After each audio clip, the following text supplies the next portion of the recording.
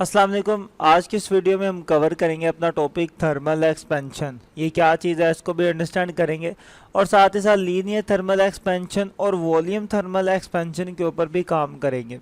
Class 9 का chapter number 8 है। ये आपका लॉन्ग क्वेश्चन है, यहाँ से लॉन्ग ही बनता है। एक दो शॉर्ट भी आते हैं इस टॉपिक में से, तो जब हम टॉपिक को कवर करेंगे तो आपको मैं बता दूंगा कि कौन कौन सा यहाँ से शॉर्ट आता है। ओवरऑल ये सारा एक लॉन्ग क्वेश्चन है, अलग अलग। लीनियर थर्मल एक्सपेंशन एक अलग लॉन्ग है और वॉल्यूम एक अलग अलग लॉन्ग है। दोनों को इकट्ठा इसलिए पढ़े हैं क्योंकि दोनों सेम सेम है। इकट्ठा पढ़ेंगे तो आपको याद करने में आसानी रहेगी। वीडियो अच्छी लगेगी तो इसको शेयर लाजमी कीजिएगा। स्टार्ट करते हैं अपने लेक्चर को। थर्मल एक्सपेंशन क्या चीज़ है? थर्मल एक्सपेंशन देखते हैं जी। इसकी डेफिनेशन में लिखा हुआ है most of the substances solid liquid and gases expand on heating and contract on cooling. कि ज़्यादातर जो चीज़ें हमारे पास, चाहे वो सॉलिड हालत में हो, चाहे वो लिक्विड हालत में हो, चाहे वो गैस हालत में हो, जब हम इनको गर्म करते हैं तो ये एक्सपैंड होती है और जब इनको हम ठंडा करते हैं तो ये क्या कर जाती हैं? सिकुड़ जाती हैं। ठंडा करने पर ये क्या कर जाती है? कॉन्ट्रैक्ट कर जाती है, मतलब सिकुड़ जाती हैं। इसी सारे प्रोसेस को हम कहते हैं thermal expansion, which is called thermal expansion. कि चीज़ों को हम गर्म करते हैं तो वो फैलती है, ठंडा करते हैं तो सिकुड़ती है। इस सारे चीज़ को हम क्या कहते हैं? थर्मल एक्सपेंशन कहते हैं।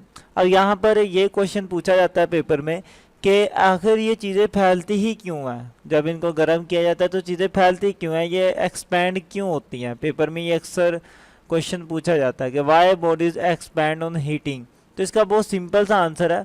देखिए, आपको पता है कोई भी बॉडी है वो छोटे छोटे पार्टिकल्स और मॉलिक्यूल या एटम से मिलकर बनती है। तो ये कोई बॉडी है मेरे पास, ये इसकी क्या है? एटम मौजूद है। और एटम्स आपको पता है हर टाइम क्या करते रहते हैं? वाइब्रेट करते रहते हैं। लेकिन जब हम इनको हीट प्रोवाइड करेंगे, जब हम इनको खुद गर्म करेंगे, हीट प्रोवाइड करेंगे, तो हीट प्रोवाइड करने से क्या होता है? इन एटम्स का आपस में टकराने का जो, इन एटम्स का जो एम्पलीट्यूड होता है, इन एटम्स की जो वाइब्रेशन वाली मोशन होती है वो ज़्यादा हो जाती है। एटम्स क्या कर देते हैं? एक दूसरे से बहुत ज़्यादा तेज़ी के साथ टकराना शुरू कर देते हैं। एक एटम दूसरे के साथ, वो दूसरे के साथ। इसी तरीके से सारे एटम्स आपस में क्या करते हैं? बहुत ज़्यादा वाइब्रेशन के साथ एक दूसरे से टकराना शुरू कर देते हैं और टकराते टकराते एक दूसरे से थोड़ा दूर हो जाते हैं। तो इस तरीके से एटम जब आपस में दूर दूर हो जाते हैं तो वो ओवरऑल चीज़ क्या हो जाती है? हमारी फैल जाती है। पहले उसकी लंबाई अगर इतनी थी तो गर्म होने के बाद उसकी लंबाई में थोड़ा सा इंक्रीज हो जाती है उसकी लंबाई, क्योंकि एटम अंदर टकरा रहे हैं, वाइब्रेट कर रहे हैं और वाइब्रेट करने की वजह से वो एक दूसरे को पुश करते हैं, धक्का देते हैं, अपने से दूर करते हैं। तो इस तरीके से आपकी जो चीज़ है वो क्या कर जाती है? एक्सपैंड कर जाती है। तो यही रीज़न है कि जब भी चीज़ों को गर्म किया जाता है तो वो चीज़ें हमारी क्या हो जाती हैं? एक्सपैंड हो जाती है। और आपने यही सारी बातें अपने टेस्ट में भी, अपने पेपर में भी लिख के आनी है जब आपसे ये क्वेश्चन पूछा जाएगा। तो आपने लिखना है the kinetic energy of the molecules of an object depends on its temperature. कि किसी भी ऑब्जेक्ट के अंदर जो मॉलिक्यूल है या एटम है उसकी जो काइनेटिक एनर्जी है, मतलब वही वाइब्रेशन करने वाले के लिए जो एनर्जी चाहिए ना उसे, तो उसकी जो काइनेटिक एनर्जी है वो डिपेंड करती है उसके टेम्परेचर पर। The molecules of a solid vibrate with the large amplitude at high temperature. जब टेम्परेचर ज़्यादा होता है तो उनके मॉलिक्यूल्स के वाइब्रेशन का एम्पलीट्यूड भी क्या हो जाता है? ज़्यादा हो जाता है। मतलब कि जो एटम्स है वो आपस में बहुत ज़्यादा तेज़ी के साथ टकराते हैं और एक दूसरे से दूर दूर हो जाते हैं। देन एट लो टेम्परेचर, मतलब कि जब टेम्परेचर ज़्यादा होता है तो इनकी वाइब्रेशन भी ज़्यादा होती है, ज़्यादा एक दूसरे से टकराते हैं। और जब टेम्परेचर कम होता है तो इनका टकराने का जो एम्पलीट्यूड है वो भी कम हो जाता है। दस लिहाजा ऑन हीटिंग, गर्म करने पर the amplitude of vibration of the atoms और molecules of an object increases. कि जब हम गर्म करते हैं तो उनका जो एम्पलीट्यूड है वो इंक्रीज हो जाता है टकराने का। अब एम्पलीट्यूड का आपको पता होना चाहिए क्या चीज़ है। कि फ़र्ज कर लेते हैं ये मेरे पास 3 एटम्स है। अब ये एटम यहाँ से लेकर यहाँ तक वाइब्रेट कर रहा है बस, ठीक है। लेकिन जब मैं इसे गर्म करूँगा तो ये फिर और दूर दूर जाके वाइब्रेट करेगा। पहले इधर था, अब और ज़्यादा दूर जाके वाइब्रेट करेगा। एनर्जी आ गई ना दूर जाने की भी, तो और दूर जाएगा। अब देखिए ये अपनी पहले मिड वाली पोजीशन से ज़्यादा दूर चला गया, तो मतलब इसका क्या हो गया? एम्पलीट्यूड ज़्यादा हो गया।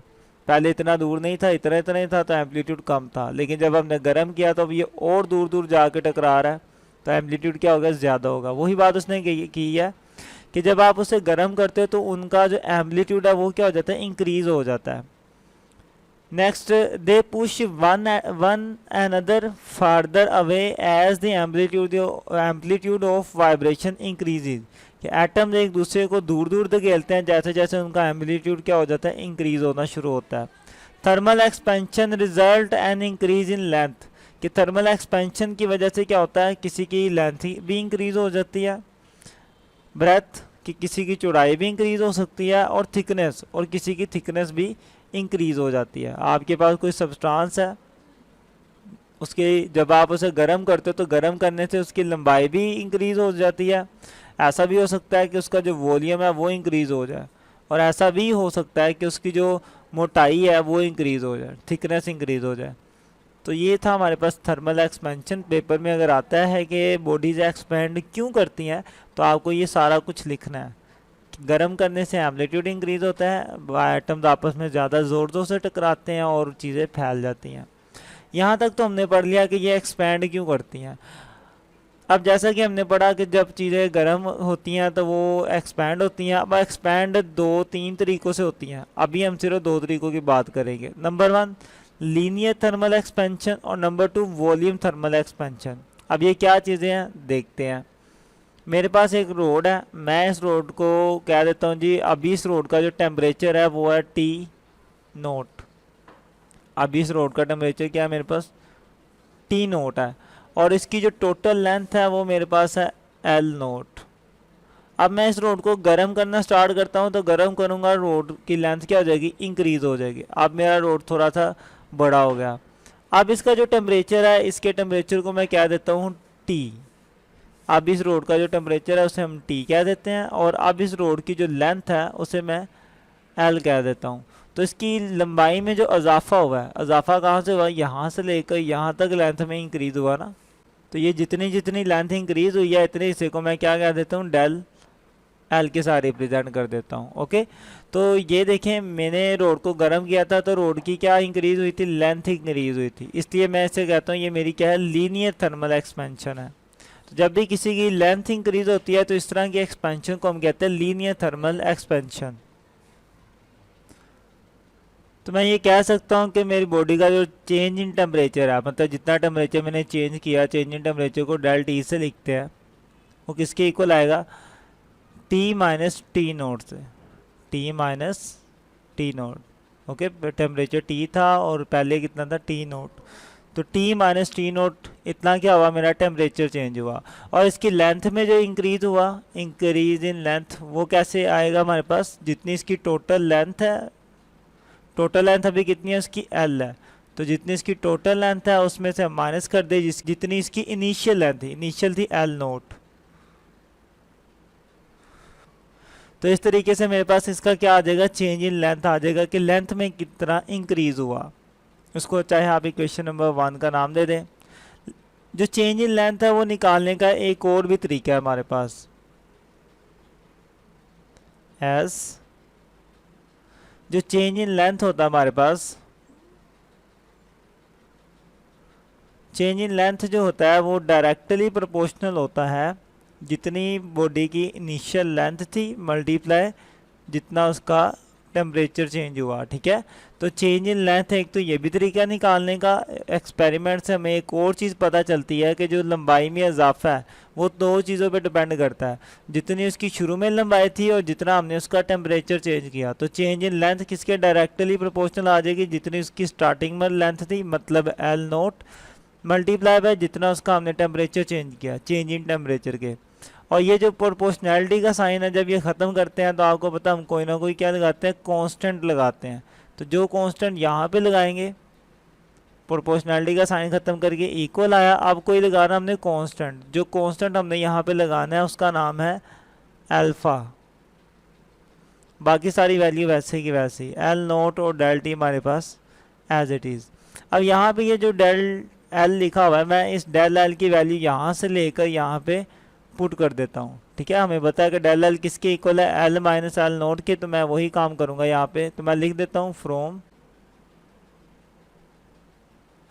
1 कि इक्वेशन नंबर 1 से हम डेल L की वैल्यू ले रहे हैं।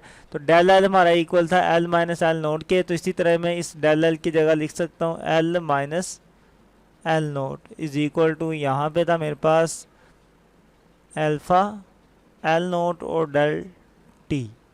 अब ये एल नोट इधर माइनस है, उधर जाके क्या हो जाएगा, प्लस हो जाएगा। तो L is equal to, L naught इधर आके हो गया प्लस का, और आगे वाली वैल्यू मेरे पास पहले से थी इधर, alpha L naught into del T. अब इन दोनों में एल नोट है, दोनों में है, तो हम एल नोट इनमें से क्या ले सकते हैं, कॉमन ले सकते हैं। तो एल नोट आ गया कॉमन, अंदर क्या बचेगा, ये एल नोट तो कॉमन चला गया, यहाँ पे बच गया 1 प्लस यहाँ से भी ये एल नोट हमारा कॉमन चला गया, तो सिर्फ क्या बचेगा, अल्फ़ा और डेल टी बच जाएगा। तो मेरे पास बचेगा अल्फ़ा इंटू डेल टी। ले जी, ये मेरे पास आ गई एल की वैल्यू। तो ये हमने फॉर्मूला निकाल लिया अपनी लेंथ का, कि हमारी जो गर्म करने के बाद जो लेंथ आई थी ना, उसको हम इस फॉर्मूले से कैलकुलेट कर सकते हैं। देखिए स्टार्टिंग में इसकी लेंथ एल थी, हमने गर्म किया, गर्म करने के बाद इसकी लेंथ कितनी होगी, एल होगी। पहले एल नोट थी, अब कितनी होगी, एल होगी। अब जितनी इसकी लेंथ है गर्म करने के बाद, वो कैसे हमें पता चलेगी, वो हम इस फॉर्मूले से फाइंड आउट कर सकते हैं। अब बात करते हैं इसके अंदर ये जो हम अल्फ़ा यूज़ कर रहे हैं, यहाँ पे जो हमने कांस्टेंट लगाया था अल्फ़ा, ये क्या चीज़ है, इसको स्टडी करते हैं। जो अल्फ़ा बेसिकली, अल्फ़ा को हम यहाँ पे कहते हैं, हमारा ये क्या है, coefficient of linear thermal expansion of the substance. ठीक है, तो अल्फ़ा का क्या नाम है, coefficient of linear thermal expansion. तो ये बात ध्यान में रखिएगा कि जो हमने अल्फ़ा यूज़ किया था, इसके अंदर उस अल्फ़ा का नाम है coefficient of linear thermal expansion. और इसका जो फॉर्मूला होता है अल्फ़ा का फॉर्मूला हमारे पास ये होता है, alpha is equal to del L over L naught over del T. ये फॉर्मूला कोई नया नहीं है, हमने पीछे वाली इक्वेशन से ये बनाया। मैं आपको दिखा देता हूँ पीछे वाली किस इक्वेशन से ये वाला फॉर्मूला बना है। इस वाली इक्वेशन से ये वाला फॉर्मूला बना, ये इक्वेशन हमने बनाई थी। यहाँ पे देखें आप, अल्फ़ा को यहीं रहने दें, बाकी सारी वैल्यू इधर मल्टीप्लाई, उधर जाके क्या हो जाएगी, डिवाइड हो जाएगी। तो हमारे पास क्या आएगा, del L over L naught into del T आएगा, इज इक्वल टू अल्फ़ा। और यही सारा एक्सप्रेशन है जो मैंने वहाँ पे लिखा हुआ था। तो अल्फ़ा की वैल्यू हमने यहाँ से निकाल ली है, और अल्फ़ा को कहते हैं क्या, हम अपना coefficient of linear thermal expansion कहते हैं। ओके, तो अल्फ़ा हमारा क्या है, coefficient of linear thermal expansion, और ये उसका फॉर्मूला जो कि मैंने आपको बता दिया कि हमने कहाँ से बनाया। अब इसको बाकायदा तौर पे इसकी डेफिनेशन बनाते हैं, तो डेफिनेशन इसके फॉर्मूले से ही बन जाती है। अगर आप इसको ज़रा सा गौर से देखें, ये ऊपर क्या लिखा हुआ है, del L over L naught. इसका मतलब क्या है कि इसकी जो लेंथ है उसमें फ्रैक्शनल चेंज आ रहा है, बटे में लिखा हुआ ना, तो आप इसको यूँ माइंड में रख लें कि fractional change in length per unit kelvin. T का मतलब यहाँ पे टेम्परेचर है, तो 1 केल्विन टेम्परेचर इंक्रीज करने से जितना उसकी लेंथ में इंक्रीज होता है ना, उसी को हम कहते हैं, ये उसका क्या है, coefficient of linear thermal expansion है। और यही चीज़ है जो उसने डेफिनेशन में लिखी हुई है इसकी। तो अल्फ़ा की जो डेफिनेशन है, यानी कि coefficient of linear thermal expansion की, वो ये है।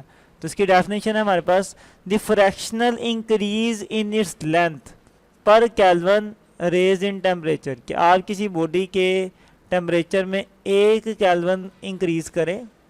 1 केल्विन इंक्रीज करने से जितना उसका लेंथ में इंक्रीज होती है ना, जितनी उसकी फ्रैक्शनल लेंथ इंक्रीज होती है, उसी को ही हम कहते हैं, उसका ये क्या है, coefficient of linear thermal expansion है। तो इस चीज़ को अच्छे से अंडरस्टैंड कीजिएगा।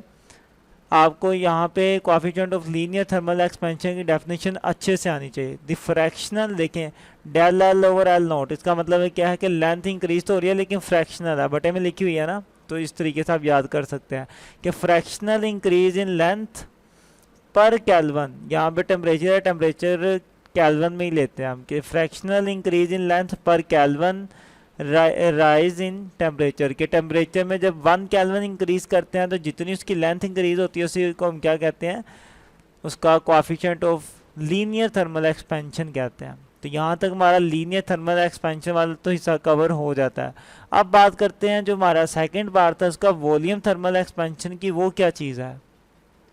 जी हाँ, अब इसकी बात कर लेते हैं हम वॉल्यूम थर्मल एक्सपेंशन की। लीनियर थर्मल एक्सपेंशन में आपने देखा था कि जब बॉडी को गर्म करते हैं तो उसकी लंबाई इंक्रीज होती है। तो वॉल्यूम थर्मल एक्सपेंशन में क्या होता है कि जब किसी को गर्म करते हैं तो उसका वॉल्यूम इंक्रीज हो जाता है। अभी मेरे पास ये बॉक्स है, इस बॉक्स का जो अभी जो टेम्परेचर है इसे मैं कह देता हूँ टी नोट, और इसका जो वॉल्यूम है बॉक्स का अभी के लिए, इसके वॉल्यूम को मैं कह देता हूँ वी नोट। अब क्या करते हैं हम, इसको गर्म करना स्टार्ट करते हैं तो मेरा जो बॉक्स है वो फैल जाएगा।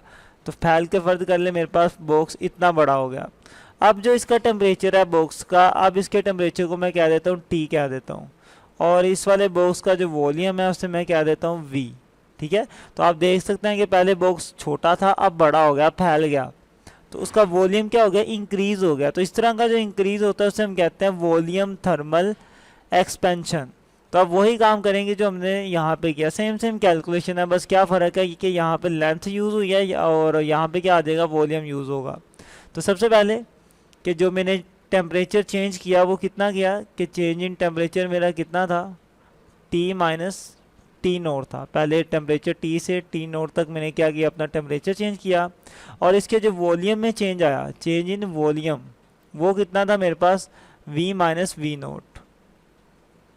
वॉल्यूम चेंज हुआ था ना, V हो गया था और शुरू में कितना था V नोट, तो बड़े में से छोटे को माइनस करता है, तो V में से V नोट को माइनस करूँगा तो मुझे पता चलेगा इसका वॉल्यूम कितना इंक्रीज हुआ।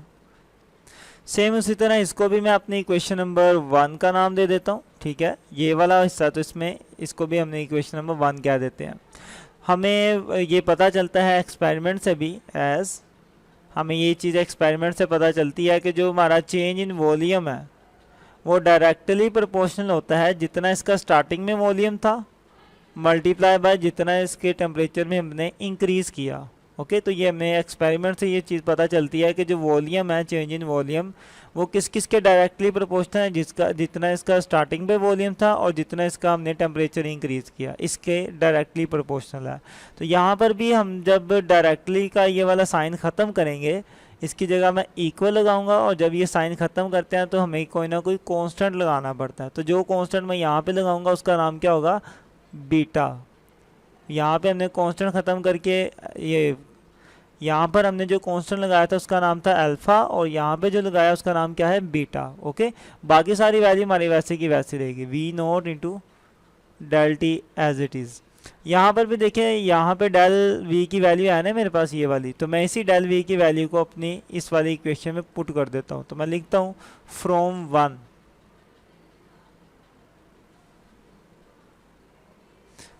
1 के पहली वाली इक्वेशन से मैं ये वैल्यू लूँगा। इस डेल V की जगह क्या आना चाहिए, V माइनस V नोट। तो इस डेल V की जगह क्या आ जाएगा, V minus V nought is equal to मेरा beta into V note del T as it is. यहाँ पे V, ये माइनस के V नोट है, इक्वल के उस साइड पे जाके ये क्या हो जाएगा, प्लस का हो जाएगा, तो V इधर ही रहेगा, ये माइनस का V उधर जाके हो जाएगा प्लस V नोट, और ये वाली वैल्यू पहले से इधर लिखी हुई थी तो ये वैसे की वैसे रहेगी, beta into V note del T। इन दोनों में आप देखें, इन दोनों के अंदर beta V naught same same है, इसके अंदर भी V नोट मौजूद है, इसके अंदर भी V नोट मौजूद है, तो मैं दोनों में से V नोट को ले लेता हूँ कॉमन। तो V इज इक्वल टू, दोनों में से V नोट आ गया कॉमन, यहाँ से V नोट कॉमन निकलेगा तो 1 बचेगा, प्लस यहाँ से भी V नोट बाहर कॉमन चला गया, अंदर क्या बच गया, बीटा इंटू डेल T। ले जी, हमारे पास ये फॉर्मूला बन गया वॉल्यूम का। देखिए अगर आप गौर करेंगे दोनों की कैलकुलेशन बिल्कुल सेम सेम है, सिर्फ क्या फ़र्क है कि यहाँ पे लंबाई थी और यहाँ पे क्या आ गया, वॉल्यूम आ गया, बस इतना सा ही फ़र्क है, बाकी इन दोनों का हिस्सा सेम सेम है। ले जी, अब यहाँ तक तो हमने वो फॉर्मूला अपना निकाल लिया कि मेरा जो बॉडी था उसका जो वॉल्यूम ये V इंक्रीज़ हुआ। ये अगर मुझे मालूम करना हो कि इसका वॉल्यूम अब कितना होगा गर्म होने के बाद, तो मैं इस फॉर्मूले से, इस वाले फॉर्मूले से इजीली फाइंड आउट कर सकता हूँ कि मेरा जो वॉल्यूम है वो कितना इंक्रीज़ होगा। ये जो बीटा हमने लिखा हुआ है बीच में, अब ये बीटा क्या चीज़ है, अब हम इसको स्टडी करेंगे कि बीटा किसे कहते हैं। तो जो बीटा हमारे पास, बीटा किसे कहते हैं देखते हैं जी। Where beta is the temperature coefficient of volume expansion, कि बीटा हमारे पास क्या है, वॉल्यूम का कोएफिशिएंट ऑफ वॉल्यूम है। बीटा क्या हमारे पास, कोएफिशिएंट ऑफ वॉल्यूम एक्सपेंशन है। ये क्या था हमारे पास, coefficient of linear thermal expansion, और बीटा हमारे पास क्या है यहाँ पे, कोएफिशिएंट ऑफ वॉल्यूम एक्सपेंशन या वॉल्यूम थर्मल एक्सपेंशन भी कह सकते हैं हम। ओके, तो बीटा का मतलब है वॉल्यूम का थर्मल एक्सपेंशन। तो बीटा किसे कहते हैं ये तो हमें पता चल गया बीटा का क्या नाम है। अब बीटा फाइंड आउट करने का फॉर्मूला क्या हमारे पास, तो बीटा फाइंड करने का ये फॉर्मूला, बीटा बराबर है ऊपर आएगा डेल वी डिवाइडेड बाय नीचे V naught into del T. ये हमारे पास बीटा फाइंड आउट करने का फॉर्मूला है। तो अगेन ये फॉर्मूला कोई नया नहीं है बीटा का, हमने पीछे वाली इक्वेशन से ही ये बनाया। अब किस इक्वेशन से ये फॉर्मूला बनाया वो मैं आपको दिखा देता हूँ। हमारे पास ये वाली जो इक्वेशन मौजूद थी यहीं से हमने बीटा की वैल्यू निकाली। आप बीटा की वैल्यू निकालनी है तो आप बीटा को यहीं पे रहने दें, बीटा मेरा इधर ही रहेगा, बाकी ये सारी वैल्यू जब मल्टीप्लाई उधर जाके क्या हो जाएगी, डिवाइड हो जाएगी। तो इधर डेल वी है, डेल वी के नीचे क्या हो गया, डिवाइड आके V naught into del T होगा। तो इस तरीके से हमने बीटा की वैल्यू निकाल लिया। अब बीटा की वैल्यू मैंने यहाँ से निकाली है, ये मैंने आपको बता दिया, और यही सेम वैल्यू मैंने आगे लिखी हुई है। ठीक है, ये यहीं से निकाल के वैल्यू हमने क्या लिख दिया, आगे लिख दिया। ये है वो वैल्यू बीटा की जो हमने लिखी है पीछे वाली इक्वेशन से निकाल के। Beta is equal to del V over V naught del T. ये तो बीटा का फॉर्मूला हो गया। अब इसकी बाकायदा तौर पे डेफिनेशन भी कर लेते हैं बीटा की।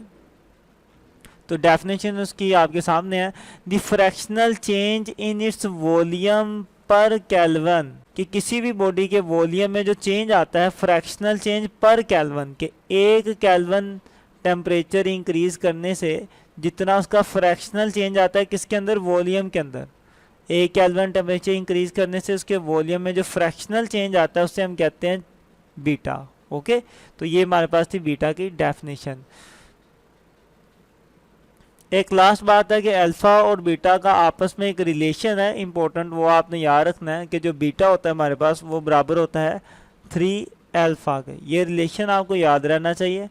पेपर में एक एमसीक्यूज अक्सर आता है पेपर में इस तरीके से कि एक बॉडी है, उसका लीनियर थर्मल एक्सपेंशन 6 है, बताएं वॉल्यूम एक्सपेंशन कितना होगा।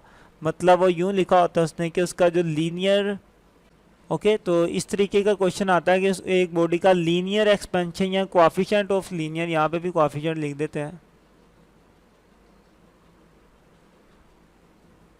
कि एक बॉडी का कोएफिशिएंट ऑफ लीनियर एक्सपेंशन 3 है, बताएं उसका वॉल्यूम एक्सपेंशन कितना होगा।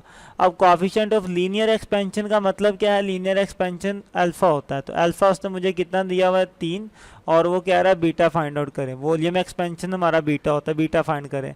हमें पता है कि बीटा किसके इक्वल है, 3 अल्फा के, तो बीटा यहीं पे रहेगा, 3 भी यहीं रहेगा। अल्फा की जगह अल्फा की वैल्यू पुट कर देते हैं। अल्फा हमारे पास कितना है 3, तो अल्फा की जगह आ जाएगा 3, तो बीटा कितना आ जाएगा हमारे पास 9। तो ये चीज़ कि उसने अल्फ़ा दिया हुआ था, लीनियर एक्सपेंशन दे दिया था 3, और वॉल्यूम एक्सपेंशन हमने खुद फाइंड आउट कर लिया इस फॉर्मूले की मदद से। तो इस तरीके से वैल्यूज चेंज होके आ सकते हैं, लेकिन आपको मेथड आना चाहिए प्रॉपर। उम्मीद करता हूँ कि ये जो टॉपिक है ये थोड़ा लेंथी ज़रूर था, लेकिन है बहुत इजी था। दोनों की सेम कैलकुलेशन थी ऑलमोस्ट, बस जहाँ जहाँ पे एल आ रहा है वहाँ पे वी लिख दोगे तो वो किसकी कैलकुलेशन बन जाएगी, वॉल्यूम वाले की बन जाएगी। तो टॉपिक होता है आपका कंप्लीट। और किसी टॉपिक पे वीडियो लेने के लिए टॉपिक का नाम और चैनल का नाम लिख के यूट्यूब पे सर्च करें। यहाँ क्लिक करके आप हासिल कर सकते हैं अपने इस चैप्टर की प्लेलिस्ट। यहाँ क्लिक करेंगे तो आपको पूरे न्यूमेरिकल की प्लेलिस्टें मिल जाएंगी। वीडियो अच्छी लगे तो इसको लाइक करें, कमेंट करें और दोस्तों के साथ शेयर भी करें। चैनल को सब्सक्राइब करके रखें। मिलते हैं नेक्स्ट वीडियो में, तब तक के लिए अल्लाह हाफिज़।